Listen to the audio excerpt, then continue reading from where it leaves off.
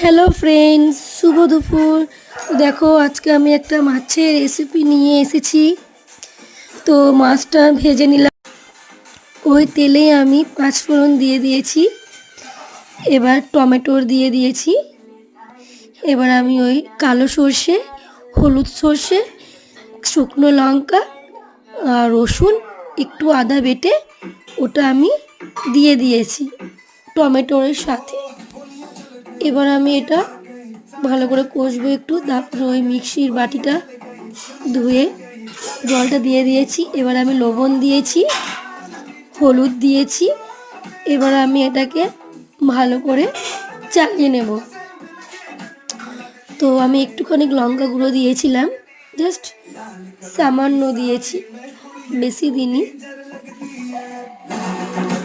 আর দেখতে পাচ্ছ আমি গ্রেভির জন্য জল দিয়ে দিয়েছি, আমরা একটু গ্রেভি করব আর কি, দুপুরের লাঞ্চ তো। এবার দেখতে পাচ্ছেন ফুটে গেছে, আমি মাছটাকে দিয়ে দিয়েছি। মাছটা ফুটে যাওয়ার পর ধনেপাতা দিয়ে দিয়েছি, ধনেপাতা দিয়ে